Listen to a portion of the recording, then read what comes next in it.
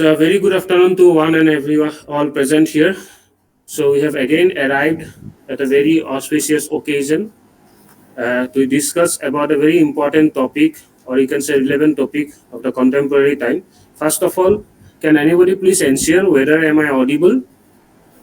Yes, sir. Audible, sir. Okay, sir. Yes, Okay, sir, thank you. audible. Okay, ma'am. Thank you. So today we have among us one of a very veteran personality who is blessed with both practical and theoretical knowledge of legal affairs.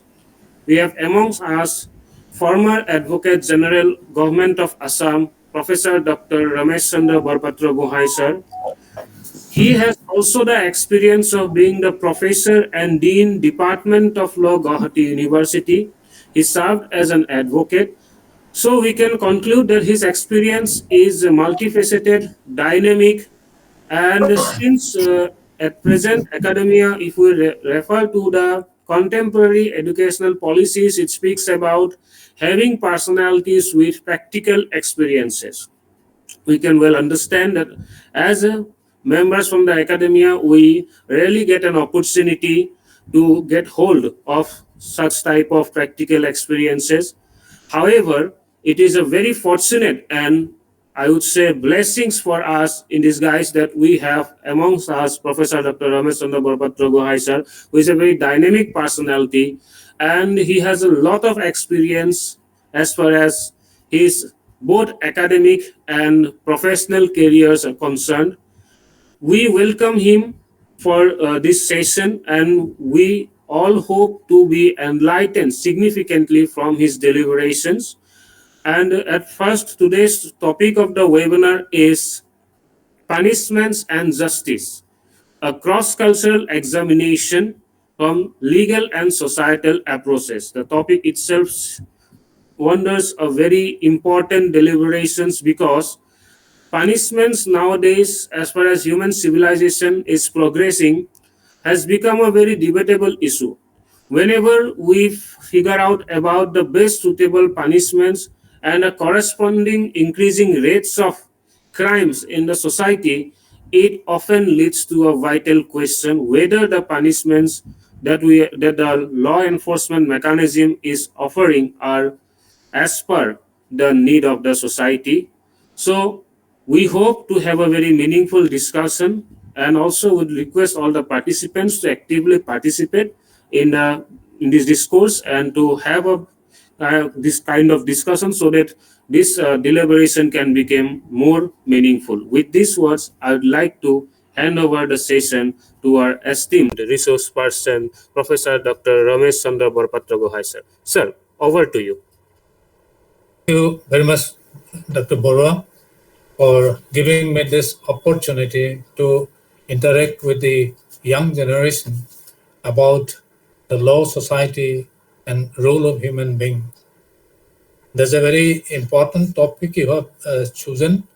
I just express my human limitation that there is a big sea and I'm trying to swim over it. So with that limitation, I like to start that the punishment and justice. Prior thereto, the concept of crime is also very important. Right from the Vedic time, we have seen, even in Manu Samhita also, I have gone through, and many other Patanjali's, Jagabalka, Narada's Smritis and commentaries, we have found that the concept of crime has already been conceptualized during that period. And another important aspect is, as human beings are governed by two sets of laws. One is law of spirit and the law of matter. Law of spirit is the law of the nature. And that is why the concept of natural justice comes into play.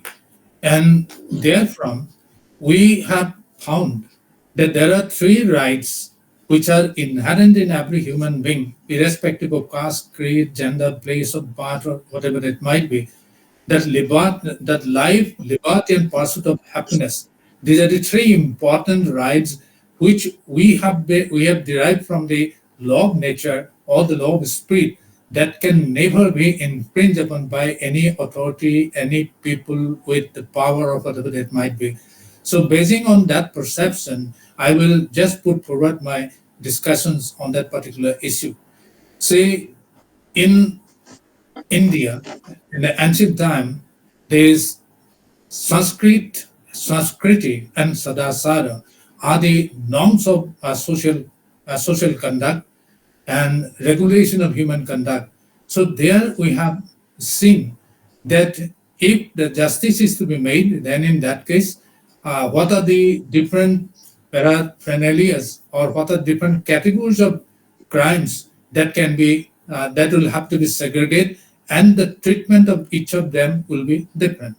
Now, I personally feel, and out of my long experience being associated with discipline of law and society, what I feel is that human beings are one, that it is a human being of one social being. Human beings are political beings. When we are When we are social being, then in that case, the formation of society, it was the inertia of human mind at that point of time that individually to survive will be difficult. That is why the tendency grew that we are to form a society. When we are forming a society, then certain norms are to be followed and norms are to be accepted, and that should be the binding force of our conduct. Secondly, to implement those norms, maybe in a conventional way or the customary practices, then it is there is a requirement of that human being will have to be a political being. So when we are talking about the political being, then in that case we are thinking about the perception of an authority, political authority in any form, maybe the ruler, maybe the democracy, maybe oligarchy, maybe polity, whatever that might be. So, depending on the nature of the environment, these conceptions are there. So, then in that case, when we are thinking about political being and also agreed and consensus arrived at that what should be the norms which are commonly applicable among all human beings. These norms have been norms have been continuing in a practical process and also by the inscriptions in the old time. Then thereafter, say customs, usages, and the conventions that have developed. And beyond that, when there is a requirement of reducing them into a statutory form, in a written form, norms, grand norms out of that, certain constitutions and conventions that we have developed in the human society around the world, and thereafter, those norms have been incorporated in the basics of the constitution as well as the conventions. Say, British British follows the convention. They do not have a written constitution, but in most other countries, including India, we have our written constitution. Even if the convention is in practice in the British system of law, the justice, the balancing of justice, the rights of the accused as well as rights of the authority to impose penalty proportionate to the damage done to the society, these perceptions are still in force. Now, coming to the propositions. So, when we have formulated certain norms or grand norms, out of that we have developed or we have evolved our constitution and practices, then we are comfortable that once it is in a written form, there cannot be any question of dual interpretation, diverted interpretation, misinterpretation, as the case may be. And for that, we have also in our present mechanism, say for example, the legislature, they are to make laws, including the laws relating to different types of crimes. I'm coming to them, and the execution of the laws. And whenever there is any dispute or differences, or say invasion of certain rights which are conferred by the nation and also by the constitution, then in that case, whether that violation is a violation of fundamental right, violation of a legal right, or violation of any other constitutional right, the power of interpretation is assigned to the judiciary with that independency. So that way also judiciary is also authorized to evolve certain laws, and that is the spirit of the written constitution. In American Constitution, as we know, that Marbury versus Madison in 1803, the for the first time Justice Marshall has introduced the perception of judicial review. Earlier, that perception was not there. Taking resort to or being influenced with or being enthused with, in all other democracies that perception has come into being. In India also, when the constitution was formulated, when the drafting process was going on, as many as 60 constitution of 60 countries have been studied well, and thereafter, based on the Indian ethics, based on Indian perception, based on Indian culture, the the chapters have been incorporated or chapters have been written expressly. And in the preamble itself, we think that as for the we are going to form a democratic republic, then in that case, the power of democracy as per the convention and practice is with the sovereign people. And according to their mandate, the legislature are constituted, legislative authorities are constituted, elected bodies are there, they are authorized with making the law. Then selective authorities are also there, as for example, public service commissions through the selection process is there. And also the recruitment of judges right from the lowest level to the highest level. There are certain procedures according to which these things are done. And another important thing in our constitution, with reference to Article 141, the judicially evolved principles of law in most of the cases. Say, for example, while we are talking about the criminal justice system, many of the perceptions which have been developed by the judicial interpretation with the help and assistance of jurists as well as the lawyers who are arguing the matter both sides, and judges also equally applying their intelligence, they're formulating certain principles. Say, for example, I'm referring to D.K. Basu's case. For one instance, I'm talking about there are many other cases where Supreme Court has deliberated upon and looking from all the perspective, looking from the perspective of society, looking from the perspective of human rights of individual, their dignity, their fundamental rights. These things have been formulated, and that is still going on. And from that perspective, we have created the law. Then what was the basic purpose with which the objective resolution of 1946 adopted by Pandit Nehru has been incorporated in the Indian Constitution in the preamble is that Sarve Bhavantu Sukhina, Sarve Santu Niramaya, Sarve Bhadrani Pashyantu Ma Katsit Dukham Bhaga Bhavit. At the very beginning, I have said that we have derived three rights: right to life, liberty, and pursuit of happiness. These are not created by human beings or human system of administration. That is why we have to give much emphasis to that. In relation to Article 21, right to life and personal liberty of every individual, the Supreme Court, on number of cases and number of situations which are coming up, they are dwelling upon it and expanding the horizon of human right perspective of right to life and personal liberty, including the right of the detainees and the accused as the case may be. So that perception is also very much important to be looked into to understand the remaining part of my discussion on what is punishment and how justice can be achieved through that. Now, one most important thing is that in the ancient time, as I refer to Manu Smriti or Manu Samhita, they Manu advises the criminals or the accused are to be dealt upon by giving the principle of providing the principles of natural justice. When the cases are of heinous nature, when it will have a negative impact on the society and psyche of other people, then in that case, the deterrent punishment, the death sentence was also prescribed therein.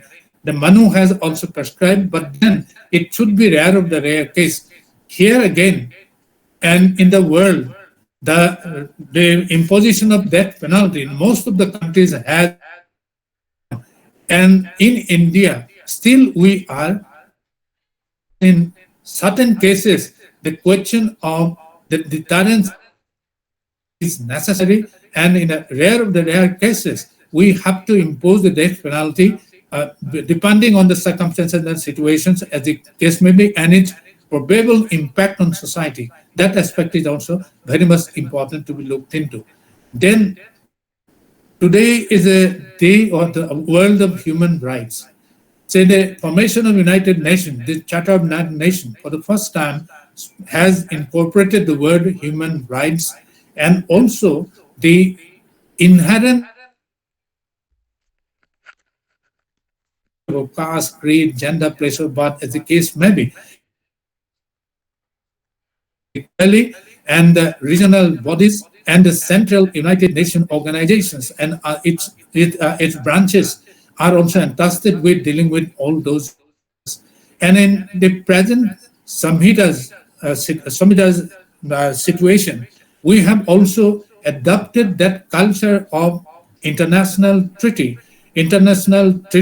relation to the humanitarian laws and human right values as the case may be.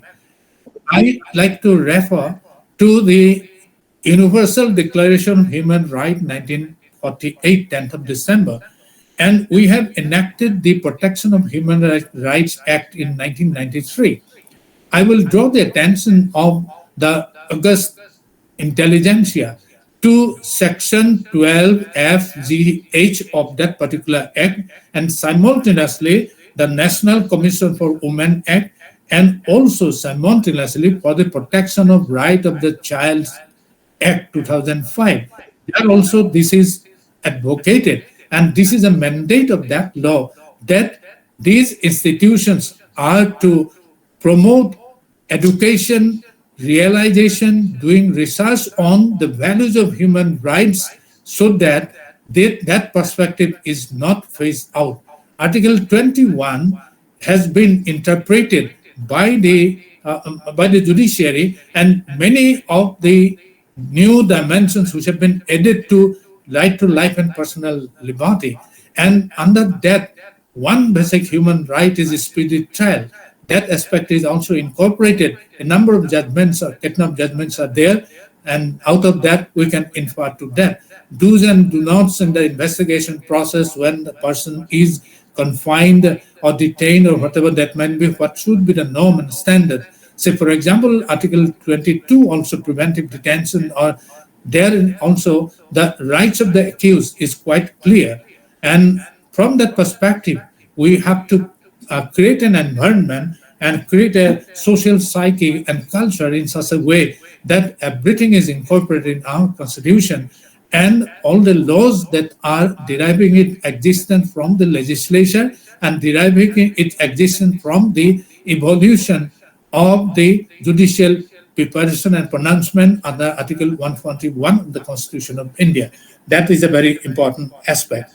Then two of the covenants of 1966, International Covenant on Civil and Political Rights and International Covenant on Economic, Social and Cultural Rights. Their Article 1, common to both the covenants, and advocated for right to self-determination.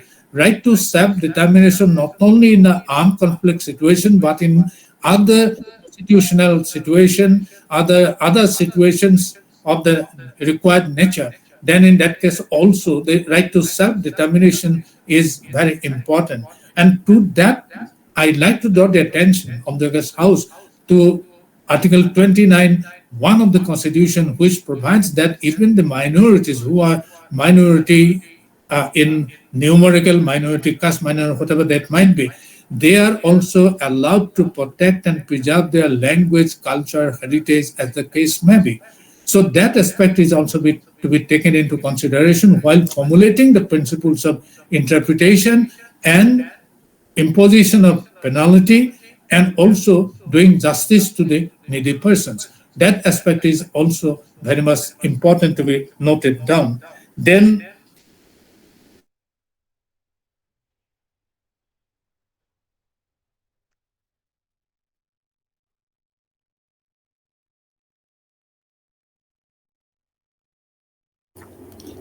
Sir, am I audible? I think you're stuck. Hello, sir.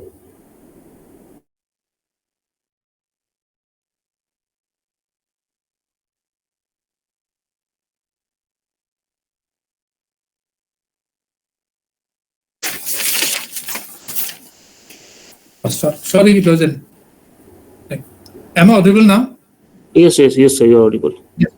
Suddenly it was a snag. Sorry. So in 1969, the United Nations has adopted a Convention of Treaty Laws in 1969, and adhering to that, Section 86 of Bharatiya Nagarik Suraksha Samhita 2023, and also Section 52 of Bharatiya BSA, Bharatiya Saksha Abhijan, Saksha Adhiniyam. These two sections are indicating about the treaty laws. And with reference to that, I will come to different categories of crimes, but then I'm giving an overview about how to deal with them appropriately so that there is no overlapping and there is no miscarriage of justice. And the Weapons of Mass Destruction and their Delivery System Prohibition and Unlawful Activities Act 2005. It was an act enacted by the Parliament of India, and it is in operation.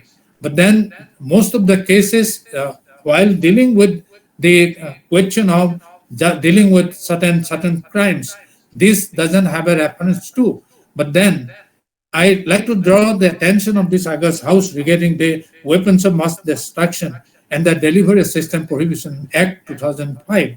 Section 23, it is having the overriding provision.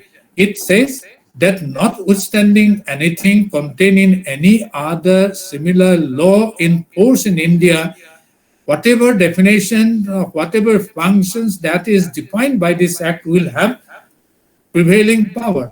So, with reference to that and with reference to Section 86 and 52 of the Act, when, say, for example, armed conflict situation or the terrorist activities are to be dealt with, then in that case, say, for example, our penal laws are there, say, Bharatiya Saksha Adhiniyam and Bharatiya Nagarik Suraksha Samhita is there.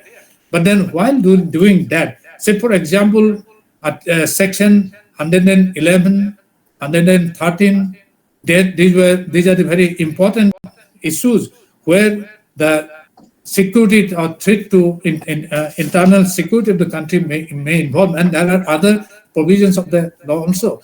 And when dealing with that, if we are solely trying to deal with the matter only on the basis of the Samhitas, or the Bharatiya Saksha Abhijan, the Saksha Adhiniyam, then in that case, I think it will be a miscarriage of justice. So that is why what I feel is that before going to impose penalty and before bringing a justice in the real form, we have to deal with those matters, the overriding effect of that particular act, and that particular act is to be studied well, how it is defined and how the bioterrorism and terrorism is dealt with, what is the definition of bioterrorism, and many other terrorism which are defined herein. And chemical terrorism is there. So that is why what I feel is that there is a requirement of dealing with this particular act along with other samhitas. It will be a tremendous effort for bringing justice to those people because they are also human beings. They have basic human rights. They have got fundamental rights as the case may be.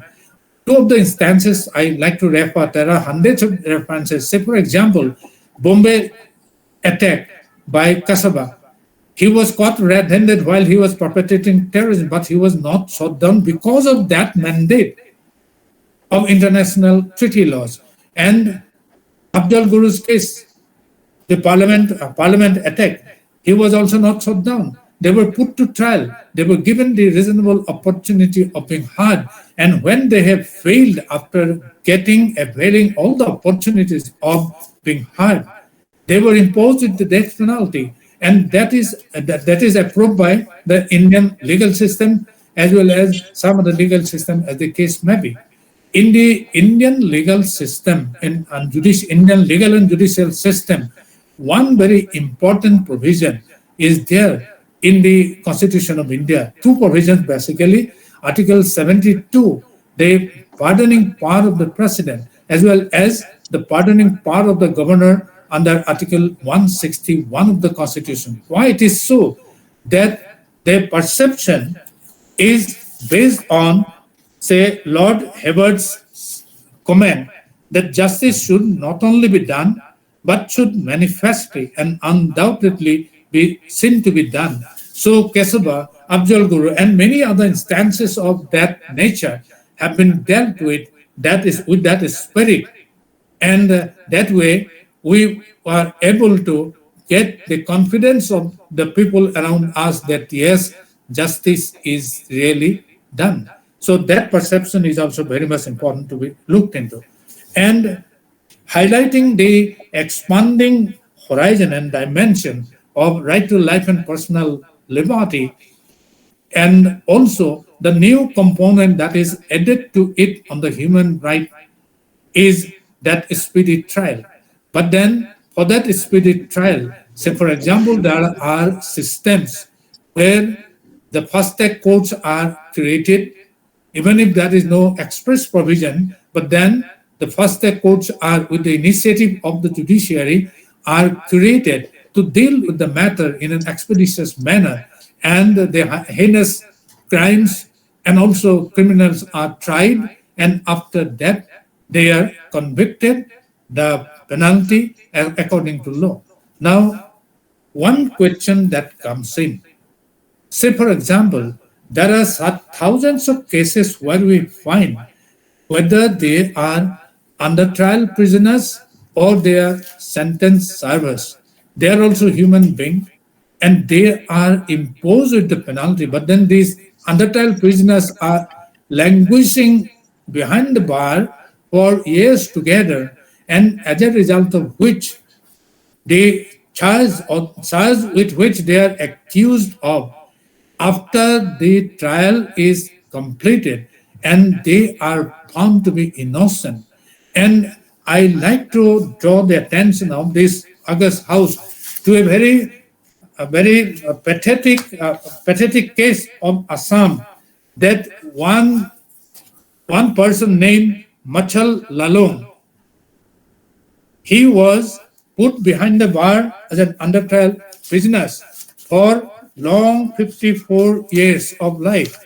And after that, with the intervention of the Honorable Supreme Court in the WPC Criminal number 296 of 2005, the judgment has given this relief under Article 32 of the Constitution. That way, say for example, 52 years of life a person had to be behind the bar without any charge, without any offense he has committed. It's only on presumption, and he was accused of. And that the thousands of cases are also the examples in our judicial system. And now, what are the different factors because of which the delay is committed? Now, one thing is there, as for example, we have different categories of wrongdoings, which are some of are tortious nature, some are criminal nature of ordinary nature, some are very heinous nature, some are the offenses against human body, some are the offenses on human property, some are the offenses against the state, and that way there are many other offenses which are there incorporated and presently in special laws and also the samhitas. Then these are to be dealt in appropriate manner.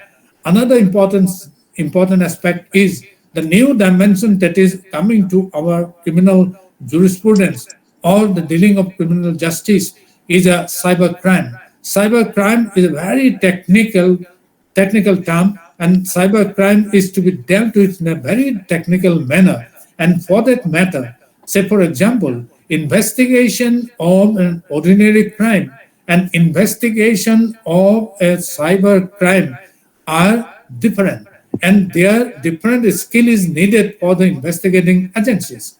So I have the experience when I was there in the government. We were deliberating upon the honorable judges of the Govt High Court and also the government authorities, and we tried to do some effort so that this can be streamlined in an appropriate manner. So, for example, the cyber crimes which are there which are coming up in a geographical manner, we have decided to give proper training to some of the professors, some of the police officers who are dealing with the matter of investigation of cybercrime, and in the Judicial Academy of Assam, National Law University and Judicial Academy, they batch by batch, these persons have been properly trained up, along with other persons other police officials who are dealing with other heinous crimes and also economic offenses,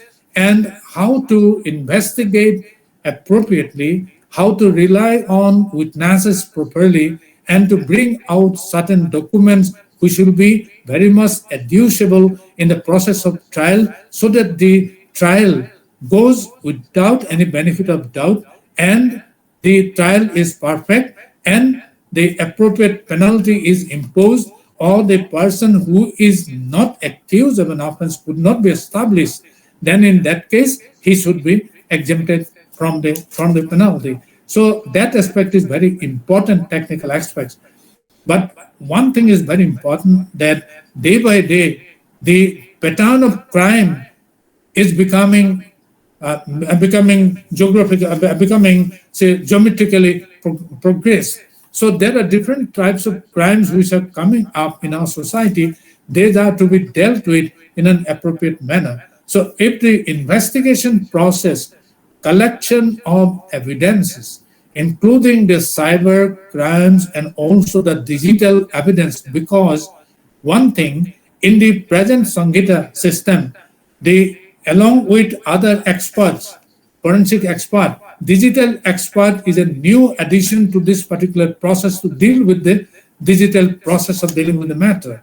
Now, the digital experts are to be engaged in, and their domain is to be ascertained appropriately, and how that is to be, and how the digital experts will perform their duties in ferreting out the reality of the facts and also the evidence is very important. Then in that case, another instance is also there. Say, for example, cyber crime cannot be confined to a geographical location. Cyber crime can be committed from any corner of the world.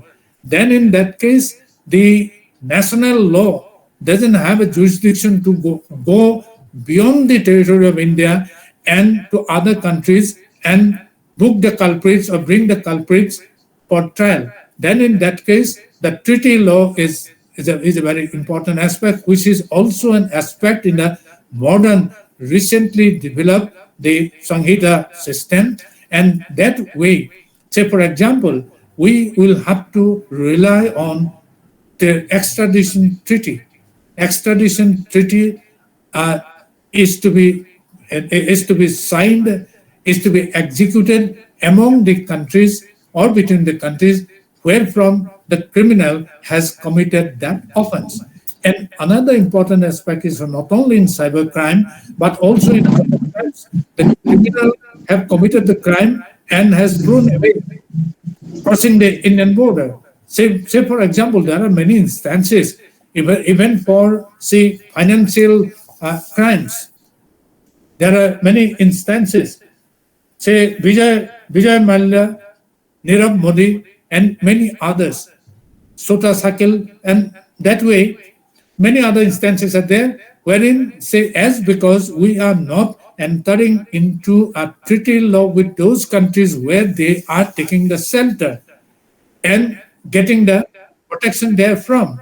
And that is why, while we are dealing with this cyber crime, and now the investigating agencies, say, for example, the police officers, if he is below the deputy superintendent of police or deputy superintendent of deputy commissioner of police, who are enlightened with these new dimensions of cyber law and international law treaties, international treaties to be dwelt in, then in that case, I think in those particular cases, we will not be able to do justice on those counts as the case may be.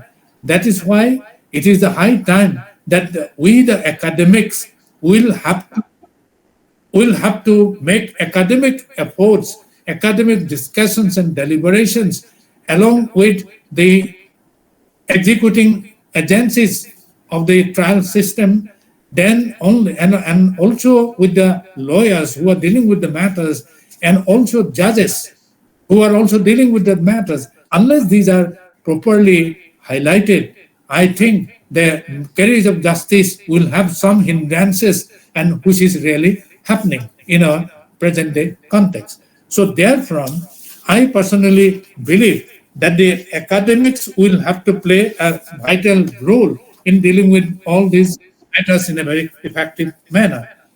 Then coming for the, say for example, that the investigation is complete, and based on that, under whatever sections of the law they have charged, then they are to frame, they are to form a search sheet wherein everything will be there, including the evidences they would, or the witnesses they want to adduce before the trial. And after that, there will be again a procedure for hearing and the charge.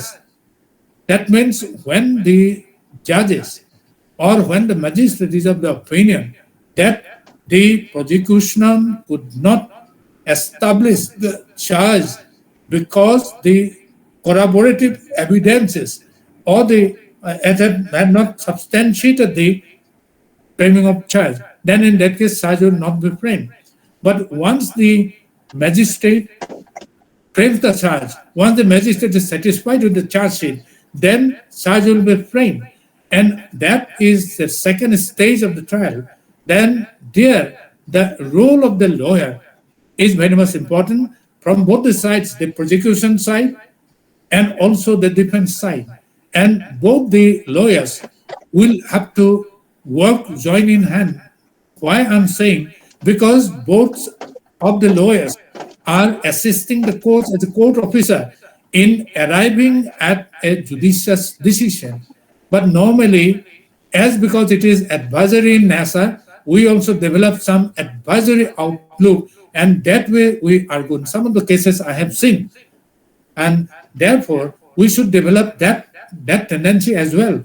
That he is soldiering that part of the justice system. I'm soldiering that part of the. I will try at most to defend my client, and he will try to defend. He will try to defend the prosecution and impose the penalty on the wrongdoer. So we will have to join hand, and also we have to develop the perception of the judicial officers or the judges, so that there we can arrive at a finding which is really acceptable to the society, as the case may be. So there are number of instances wherein we can look into. Say some of the important chapters I like to draw attention to this. Say Bharatiya Nyaya Sanghita. Chapter 3 is very important. That is the general exceptions. We must have what are the general exceptions based on which the arguments will be there for and against, and right decision will be arrived in. I don't like to go in detail. Then the chapter 4, abatement, the criminal conspiracy and attempts.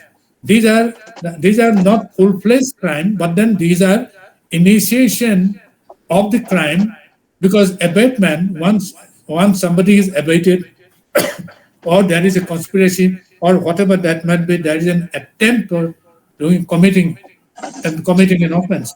Say, for example, the mens rea and also actus rea. These two things are to be dwelt with appropriately, resorting to taking resort to the spirit of the chapter 4, chapter 4. Then chapter 5, as we know that entire Sanghita system, which has already replaced the IPC, CRPC, and evidence into a new form. Of course, most of the concepts are there, but then certain variations are there which are dynamic in nature.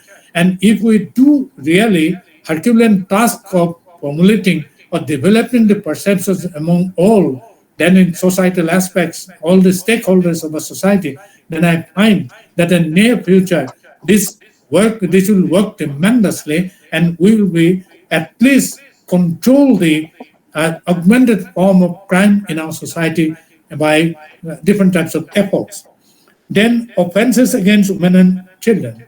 Say, for example, Section 289, 290 of the VNSS provides for plea bargain. And if we go to the theories of punishment, say, for example, retributive, reformative, deterrent, or whatever that might be, I personally feel that in a particular issue, we cannot say that one theory will be adequate to deal with the matter. There may be requirement of combination of interpretation of different theories of punishment in a particular peculiar case. And secondly, as we are talking about the plea bargain, say, for example, an expiatory theory, I personally believe that expiatory theory, which is the Indian culture, what is that? That you plead the guilt and bargain for lessening the punishment. But then there are certain criteria. Number one, under what offense they can claim bargaining, plea bargaining. First is that the offense he is accused of, the punishment must not be above 7 years. That is the first criteria. The second criteria is that he will have to authentically plead the guilt. Say, for example, in that case, say for earlier recording of statement, 164 statement, now the magistrate who is dealing with the matter, he will take his statement in camera. Nobody will be allowed to talk. Nobody allowed to enter into that. It will be between the accused and the magistrate who is recording that statement of pleading guilt. And thereafter, if all the requirements are fulfilled, then there is another question as we refer to chapter 5 of this Nyaya Samhita, that is an offense against the women and children. Then in that case, of course, even if the offense is charged of, accused of, is less than 7 years, but if the offense is against a woman and a child, there will be no plea bargaining. He will be treated as if he has committed an offense. So must be also looked into very carefully. Then Bharatiya Nyaya Suraksha Samhita. I'd like to draw the attention now, the August House here, the 4 of the important chapters. We have to be acquainted with it, and we have to acclimatize the spirit of that from the theoretical point of view and try to disseminate the idea among the law people who are dealing with law, maybe who are academics, who are jurists, who are lawyers, and who are also judges, not the court, judges individually. These chapters are the chapter 19, that is trial before a court of sessions. So there may be chapters of trial warrant cases, cases instituted on police report, cases instituted other than police report, and conclusion of trial. This will be very much relevant for dealing with the punishment provisions. Then some trial of summon cases. So there are certain trivial, simple criminal matters which are non-cognizable or compoundable offences where she says simple summon cases, a simple trial will be sufficient, not the exhaustive trial. That means then next is plea bargaining, as I've said about, is a very important aspect. Now, considering all these domains of law, which deals with the crime, punishment, and justice, we will try to analyze from the perspective of social cultural angle and from the perspective of human rights and humanitarian perspective of the fundamental rights of the under trials and also the sentence servers. The basic thing is it is a two-way traffic which I feel in. That say for example, when a person is accused of an offense and he is convicted by court of competent jurisdiction and his penalty is confirmed and ultimately he is serving the sentence behind the bar, behind the bar, then he will be serving the sentence for a specific period of time. Say, for example, 20 years, say, for example, the whole life till date. There are different interpretations which are coming up, and this is not yet settled. But then, say, for example, 10 years, 15 years, then that way, 7 years, something like that. But looking to the when he is behind the bar, there is some lessening of the punishment. And also there are certain days, say for example, all the national holidays and certain days, those are deducted from the things. But one thing is very important. All the persons who are behind the bar, whether under trial or sentence servers, every human being are endowed with intelligence, and also they have intellectual property rights, intellectuality, the creation, innovation they are having. Say, for example, some are technical persons, the person who is sentencing service, he may be a technocrat, he may be an engineer, he may be a doctor, or he may be any other, say for example, expert in this the digital world or something like that, or in other discipline. So because of this or that, he has taken resort to the offense and he is sentencing now service. Now the question is whether we should ignore them or we should try to develop a human sense of belongingness in them and engage them in the process of creativity. And this creativity in the form of intellectual property right will be valued. And when he has prepared some, say for example, commodities or goods or whatever that might be, so those commodities will be sold in the market and the money that will be deposited in his account. And ultimately, when he will complete his serving of sentence, he will be released from the jail. Now, during that period, the mental preparation, that forgetting about the past deed for which he has suffered, and therefore he should come as a clean man with clean mentality, with a sense of belongingness, sense of rationality, sense of justice. And he will come out of that with the enthuse that with whatever is in possession, he will continue with that profession of the skill, and by virtue of that skill, he will be earning his bread. So that is the mental preparation that is to be done. And I have some experience, say for long, I have been along with say other learned judges, lawyers.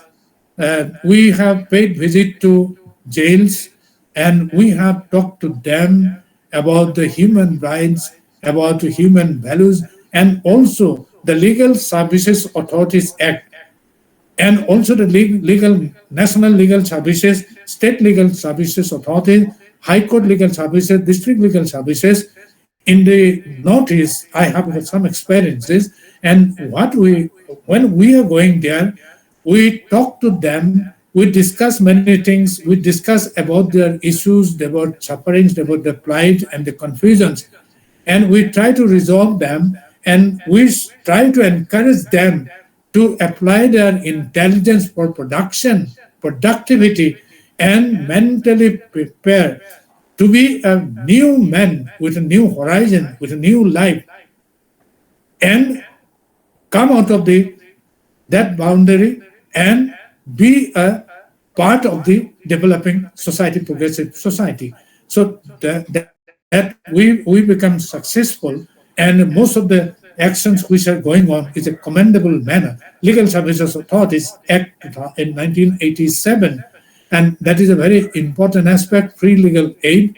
Then there are instances in the state of Assam and also in the Northeast and in other states. The paralegal volunteers are engaged therein, being a link between the service seeker and service provider. Their fundamental rights, their other legal rights, their public interests are to be protected. Then in that case, these paralegal volunteers, they will make a link between the service seeker, he may be behind the bar, then service provider, the front office of the legal services, and thereafter by panel lawyers, their cases will be conducted wherein the persons who is in penury is not to pay a single farthing, and his rights will be well protected, including the public interest in the group here. Section 12 of the National Legal Services Authorities Act is very much important.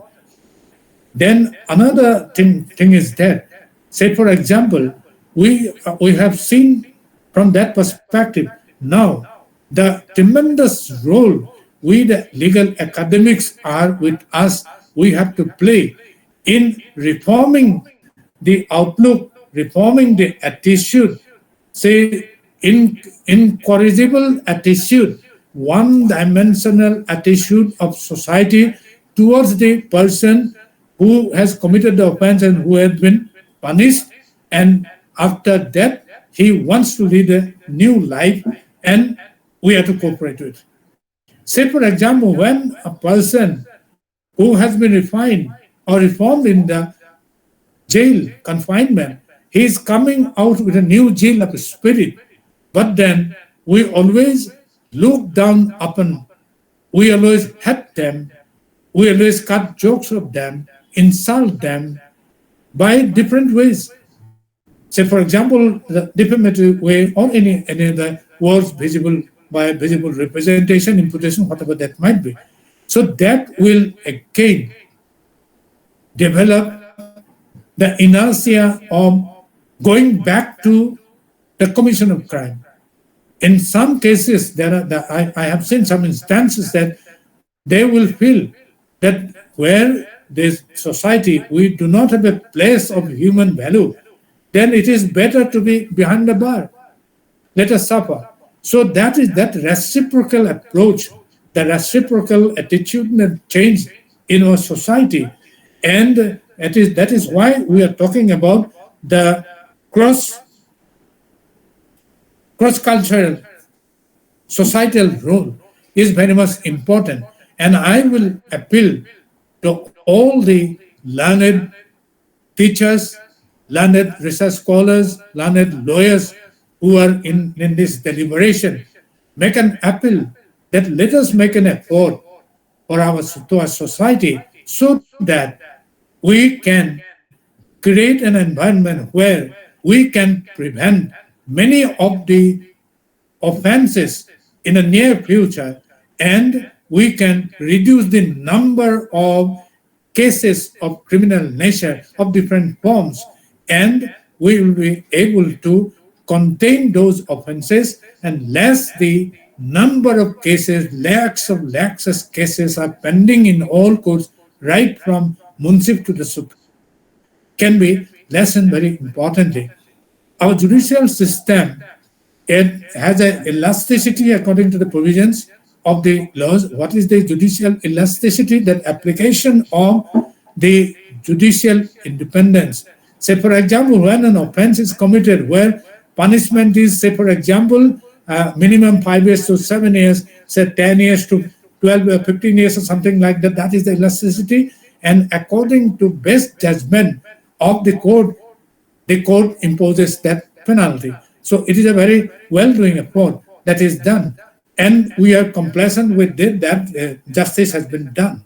And from that perspective, what I feel is that if we can create an environment in our society and all the stakeholders, basically all sections of society who are really imbued with one directional attitude of damaging the environment, one directional attitude of approach to the person who has come out of the serving sentence and with the preparation of being one of the society and join hands in the progress and development of a society is very much important aspect. What I feel is that way. So the right of the accused as a fundamental right.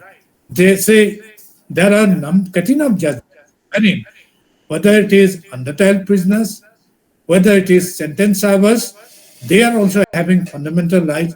But one perception, I have a bitter experience of certain persons who are in authority, say who are in executive authority, that in certain cases they are not satisfied with the role played by the judiciary in defending the human rights, and they feel that the power should be given to them. That I feel that it is extrajudicial power. That power, if assigned to police authority, paramilitary authority, then what will be left with and how we can think about carrying justice, proper justice. So that is why it is a very important aspect. With reference to that, I'd like to mention one act which is in operation, especially in the Northeast, in some, say, the Armed Forces Special Powers Act 1958. I'd like to draw the attention of this intelligentsia to Section 3 of that Act, which provides for declaring an area to be a disturbed area. It is an executive decision. Whenever we have got constitutional alternative under Article 352 of the Constitution, 356 of the Constitution, then when the constitutional alternative is there, so now that constitutional alternative is allowed to be prevailed over by the Armed Forces Special Powers Act 1958, please go through Section 3 of that Act. That will give the indication about my understanding. Secondly, Section 4 is more important. We follow the Universal Declaration of Human Rights and all other important treaties, laws, declarations, conventions, covenants by ratification or by observance. Say, for example, Article 51C of the Constitution, which mandates the respecting the international treaty laws. And not only that, under Article 253 of the Constitution, the Parliament is authorized to make law on those subjects, bringing the spirit of those international law and putting it into the national laws. For example, with reference to the first schedule of the first Union list of the 7th schedule, item 12, 13, and 14, to be more precise. So that has authorized it. And that way, when in 1949, the Geneva Conventions, 4 of the Geneva Conventions have been adopted, and India has ratified. In 1960, the Geneva Convention Act was enacted by the Parliament, and it is still in operation. The spirit of Geneva Convention is ingrained or violated by the existing of the armed forces special power sect. Now, my thought, I am just putting forward to the learned intelligentsia to look into that matter. Secondly, say the Universal Declaration of Human Rights, we have adopted and translated into a law protection of Human Rights Act 1993. Say Universal Declaration of Human Rights, Article 11, it talks about the principles of presumption of innocence, that unless a competent court of jurisdiction of a locality, of a local jurisdiction, maybe a national territory, they will, no person can accused of an offense can be condemned. So, right of being heard, presumption of innocence, Abjal Guru, Kesava, and that way many other cases are there. So that way we are following that principle also. But then Armed Forces Special Powers Act says, Section 4, it is, in my humble perception as a student of law, what I feel is that it is an extrajudicial deciding power that is given to the military and paramilitary forces. The section authorizes that merely on suspicion, a person, if in the opinion of them, right from a sepoy to a commission officer, that he is involved in any kind of non-state act or activity, terrorism or like that, merely suspicion, he can be shot down. So is it really conforming to the tune of the modern the laws? We have discussed the Samhitas, we have discussed the international spirit that is adumbrated into the Samhitas, and also the treaty laws which are essential, extradition treaty, which is also an important ingredient. Unless we adopt a treaty of extradition, then the entire effort made by the investigation and the trial will be meeting at miscarriage of justice or no justice. So from that perspective, what I appeal to the august intelligentsia, that let us make an effort dwelling upon all the dimensions of different types of crimes and how to deal with them in the process of investigation. How can we help, and how can we deliberate upon how the lawyers are to play their role, enlightening them the different dimensions from global perspective, international perspective, national perspective, perspective from human right angle and societal angle, the old orthodoxic one directional perception of hate. How can we phase it out through the way of persuasion of changing the attitude, that I think will be very much helpful, and in the near future we'll get an environment where I think we have not to muddle our head for controlling the crime, and we'll be able to prevent the crime, because what I feel is that it is better to prevent than to cure a disease. And these symptoms are also disease to us, social disease. Let us join hands nationally, internationally, and make human life comfortable in the near future, rather than to destroy the environment by different ways. So thank you very much.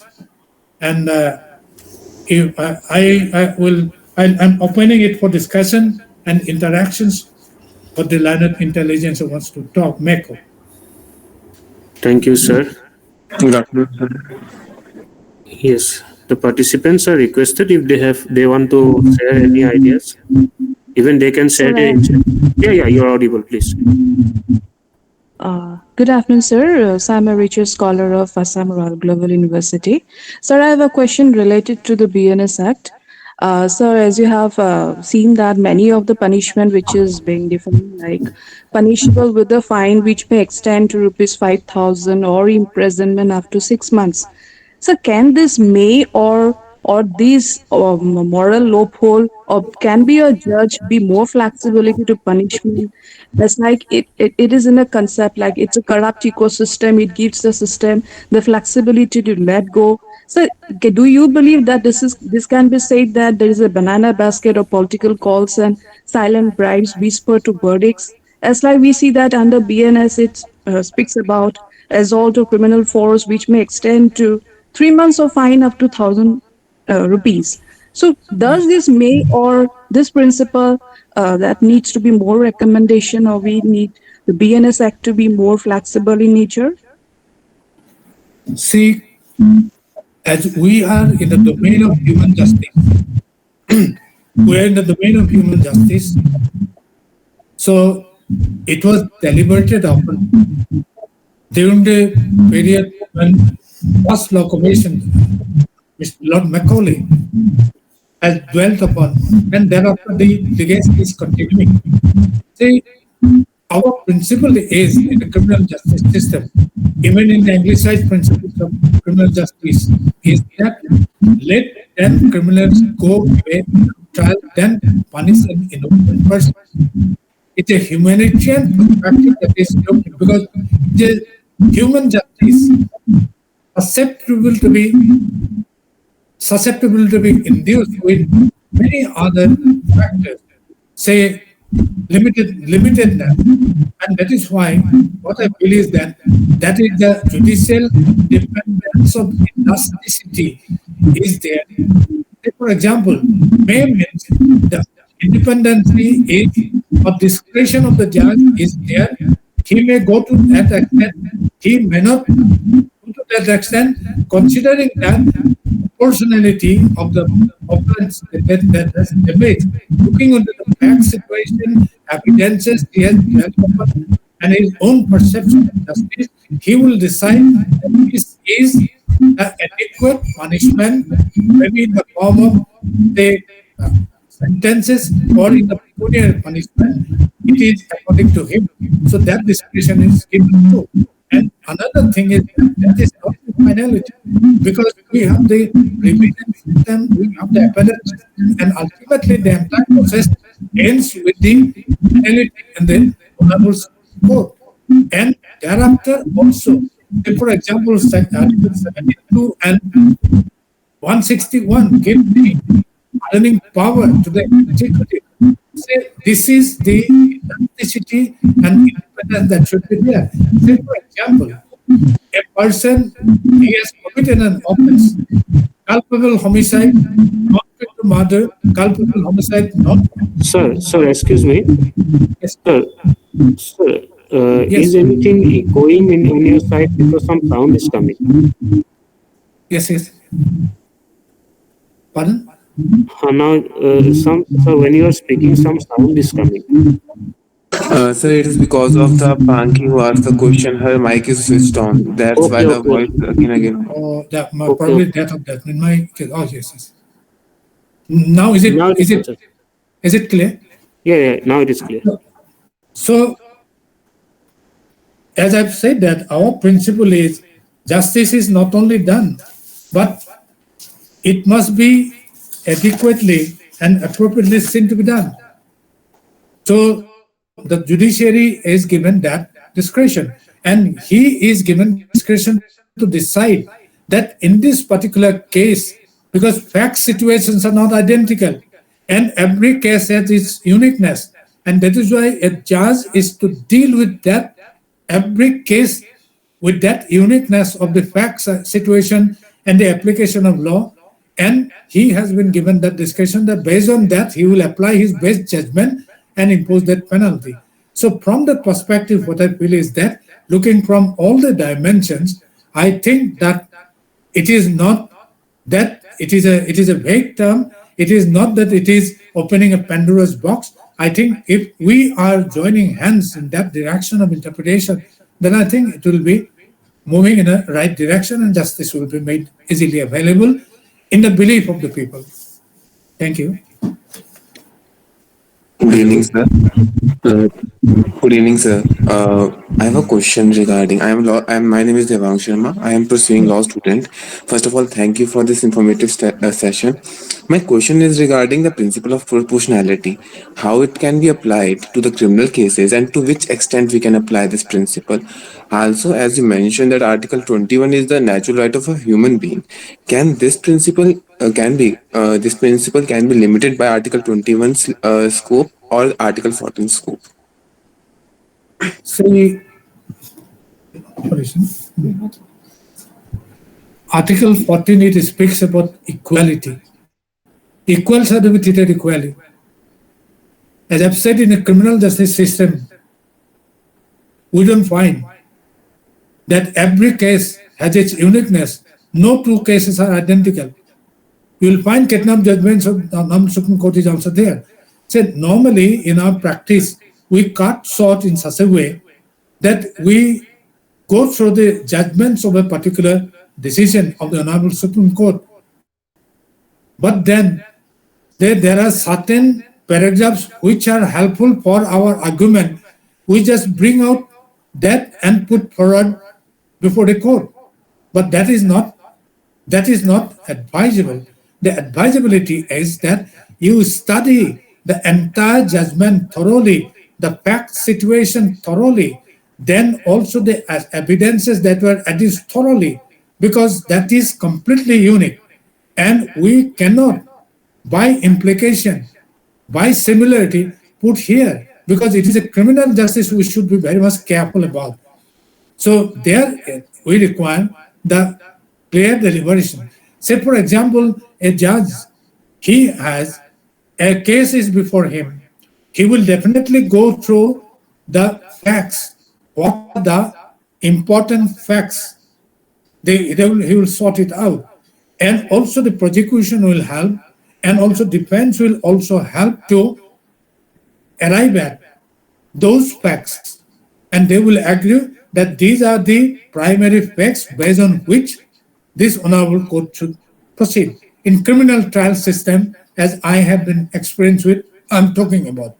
Then after that, the evidence based on those set factual situation, the defense lawyer will try to prepare their arguments, law, decisions of the courts, and the prosecution will also centering around that set factuality will try to prepare his arguments based on that facts as well as laws as well as other paraphernalia aspects, evidences.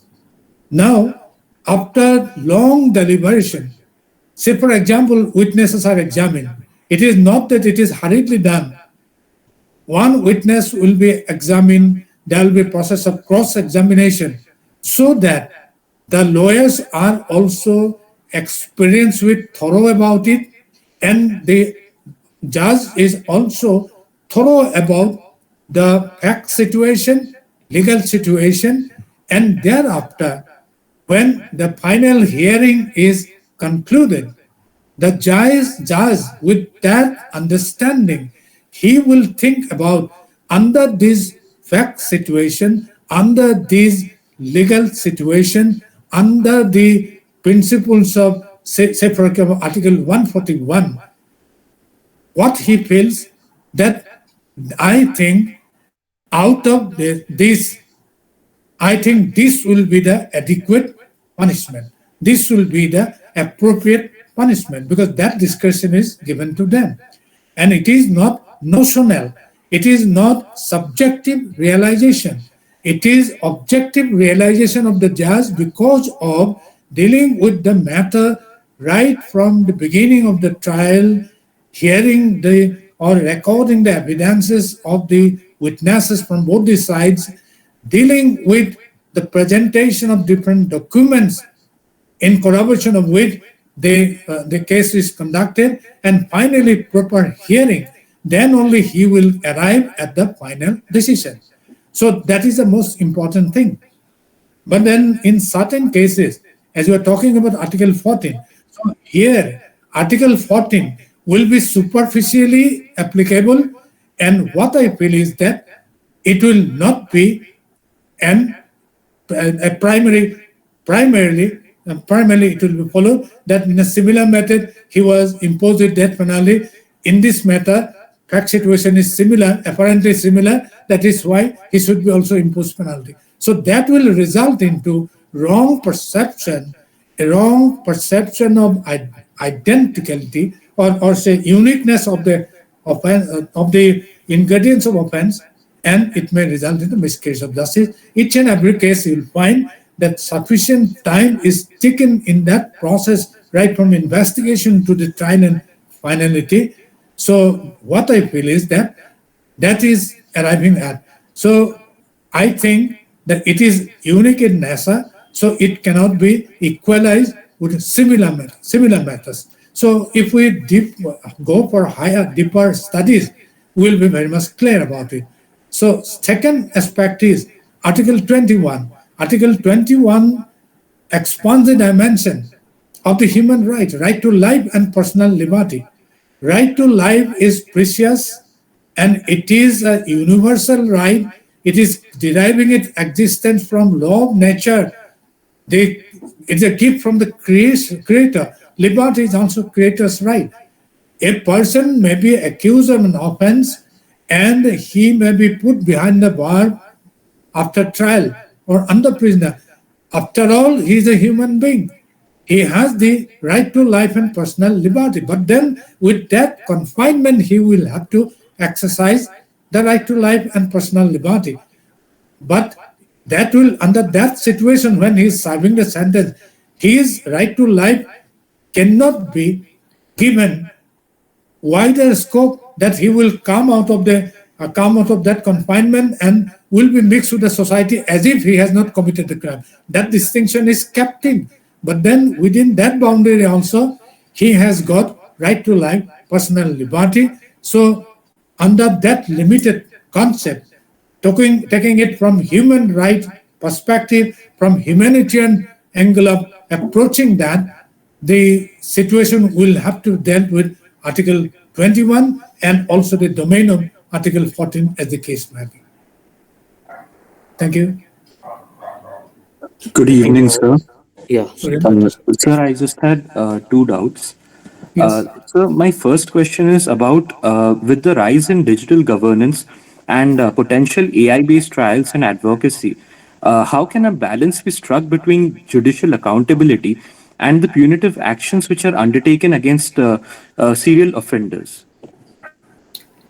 See, as we are talking about today, one very important point you have talked about, when I was talking about the digital here, say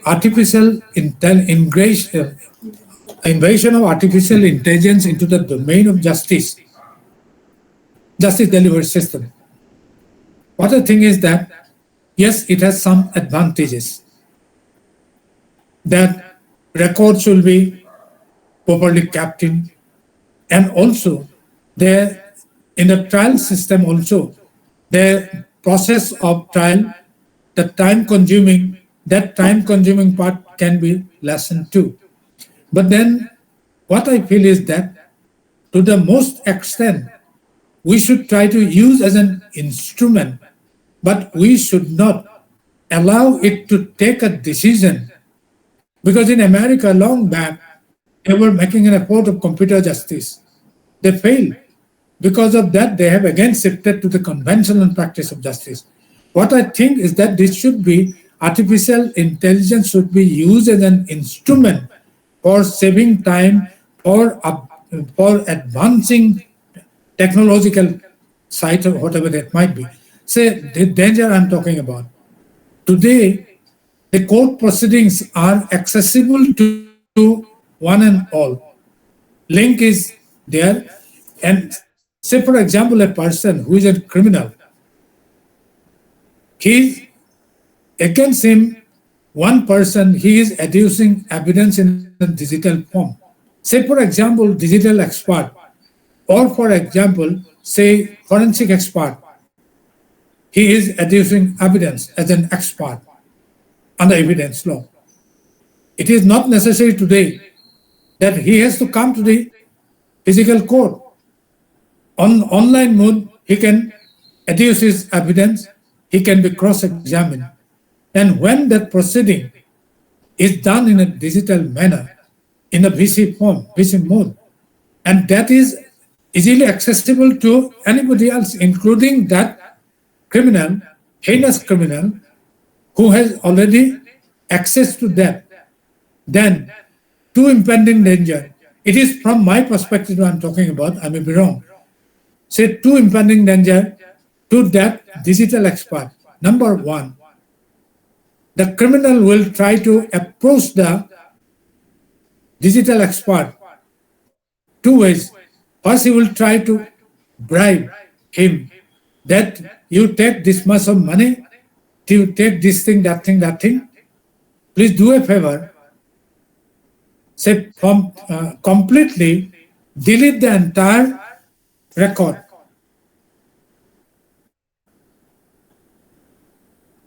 Then if he says no, I cannot, because I have got code of conduct in my profession, I'm bound by. Then second point, as because he is accused of a heinous crime, he can lead to posing threat to him.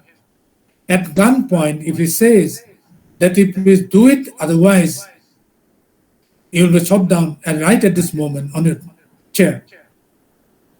Say he will be under duress, under threat, thinking about the future of his family members. He may concede to. And now the question is that where is the protection of that witnesses who are really adducing evidence and who have faced the cross-examination as the case may be. So other difficulties are also there. I do not go in detailed discussion, but then what I feel is that, so in the particular judicial process, yes, we should take advantage of, say, updating records. And now the digital records, whether these digital records and what are the devices by which we can really keep it under very secure position, because this is only a technology. So in this manner, so I had the opportunity to discussion on different varieties on artificial intelligence and its invasion into the legal and judicial domain. What I feel is that I look to the Western countries. In European countries, the European Parliament had deliberated on these issues, pros and cons, the different dimensions of probability of danger in the process of dispensing justice with this method. They have enacted the European Union's Artificial Intelligence Act 2023. We may have an access to that. It's a very big act, but then if we go through, we can understand that. And from that, and today, at this stage, as we have also adopted in the present criminal justice system, the recognition of artificial intelligence and its application and reliance, we are in the high need of a national law for protection of this, for the misuse and prohibition of protection of artificial intelligence domain that way. So for your information, I, as a student of law, I'm interested in, so I have looked into all these aspects. I have drafted the bill, but then opportunity is not coming because I'm not a member of parliament. So I will approach some of the members of parliament so that it is the need of the day to adopt or to enact such a law so that in the national domain, if we have the regulating artificial intelligence, its application, so that in the domain of, say for example, banking sector and the legal and judicial sector, in other sectors as well, this will be well protected. And in the near future, we can go on advancing our technology so that we can go on protective measures for the system.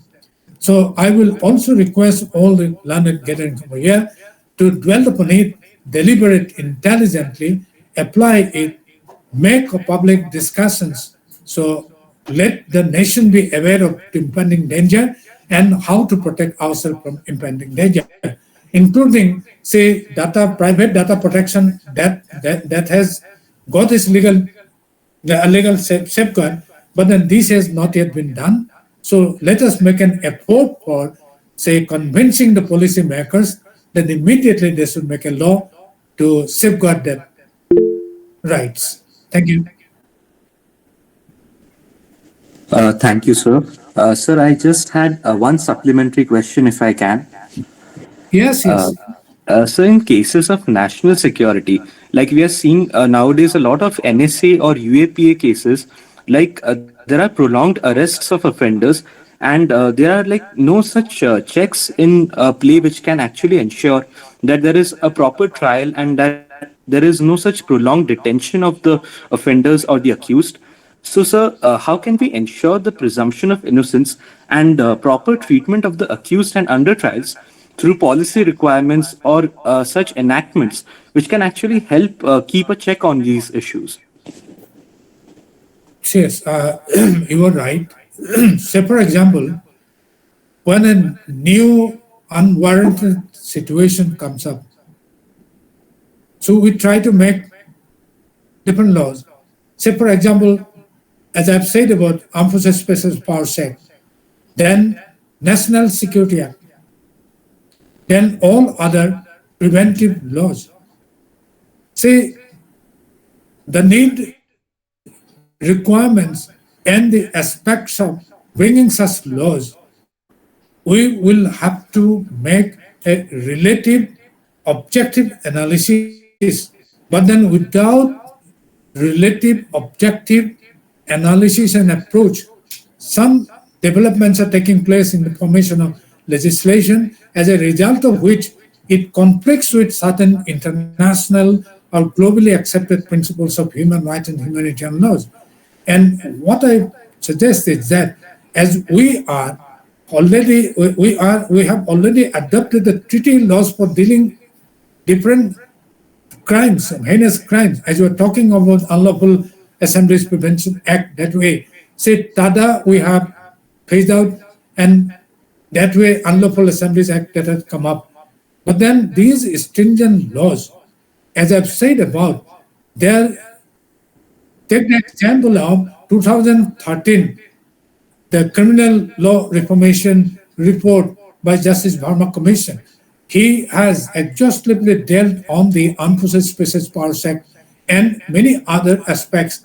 If we go to the report, what we find is that there are very commendable suggestions, and also the number of reports of the Law Commission has also commendable recommendations. In certain cases, the Supreme Court has adopted those recommendations and are incorporated in the judgments, and some are directions to the legal authorities or the state authorities to dwell upon it, and that way we have to make law. But then this harmonious balance is not yet arriving in, and we seclude one thing from the other, and we do not, in a conglomerated way, we try to develop the spirit of criminal justice jurisprudence and departmentalizing or branching it, that this criminal justice jurisprudence, it will be this pattern in case of, say, trivial matters.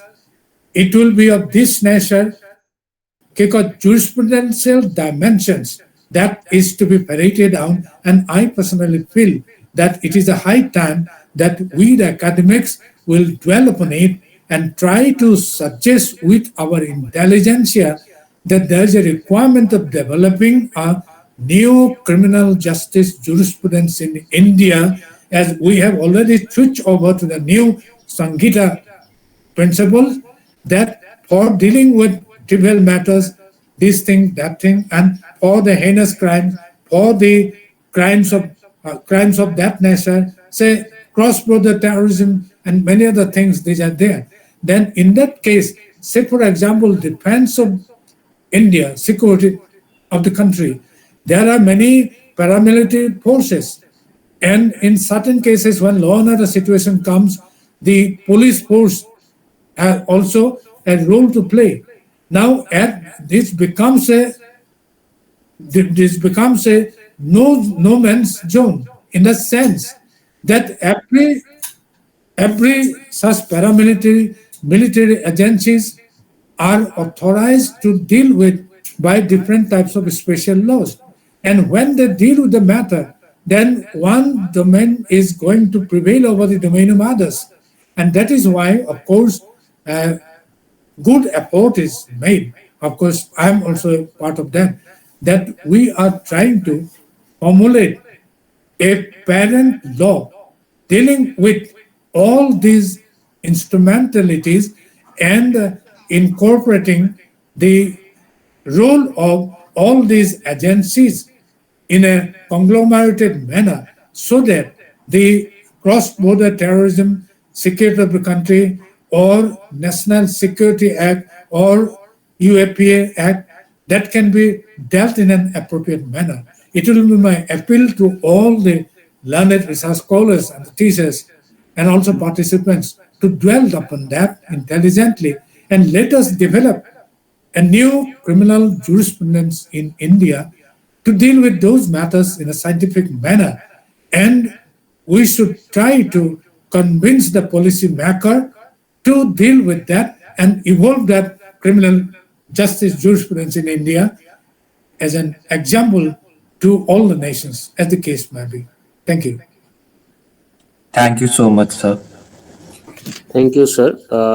So since we have already more than 1.5 hour, there might be more questions, but I promise to all those that there are all those who are willing to ask questions that I will forward them.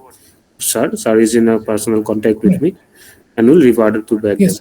Now, since we can understand that sir's time is more valuable, so we once again thanks sir for giving his very valuable deliberations. He rightly dealt with the topic starting from Indian traditions, then to the international conventions, how they have been recognized in the Indian laws. Then how sir also pointed out those the dilemmas in the form of Armed Forces Special Protection Act that is going on. So many disputes are there, the special laws that are going on. So in one sense, we can say that the conflicting provisions between two sides, that is, one is human rights approach and the another one is preventing hideous crime, the offenses punishments that are provided, these are researchable topic, and sir also touched on the technological aspects of criminal justice administration, ranging from artificial intelligence to digitalization, which also has raised several important questions at the present time for to be solved by the law enforcement mechanism in not only in India but across the globe. And the entire globe is also making too much experimentation on these aspects so that they could arrive at a generalized conclusion for the betterment of the society. And even though if time would have permitted, I would have also put the questions regarding how to deal with those fake output that is created by artificial intelligence, because tomorrow now artificial intelligence can have many defect technologies are there where a person can be made to sit with another person without the presence of the person. Those technologies can produce evidence that are against the truth, and due to lack of resources might be those evidence cannot be proved to be wrong or to be fake. So in such situations are also going to pose several threats to the criminal justice administration as a whole. However, sir has given us just an eye opener, and he has also shared his insights to broaden our outlook and to work together for a better society. Since we being a representative of the legal fraternity, it's our humble responsibility. We once again thanks Professor Dr. Ramesh Chandra Barpatragohain sir for bringing out his valuable insights and so fluently dealing at such a broad topic, starting from Indian traditions to the globalized issues of artificial intelligence. It was really, overwhelming for us. It gave us the directions how to move ahead to this broader aspect of criminal justice administration. On this occasion, I would also like to thank Honorable Vice Chancellor Sir, who been the patron of this webinar from Central University of Karnataka, Professor Dr. Battu Satyanarayanji. His advice has always helped us in organizing this type of events. I'd also like to thank our most respected Dean, Dr. Basavaraj Kubakadi Sir, Dean School of Legal Jurisprudence Studies, and also the head of the Department of Law. Without his approval, without his support, this type of webinars won't have been possible.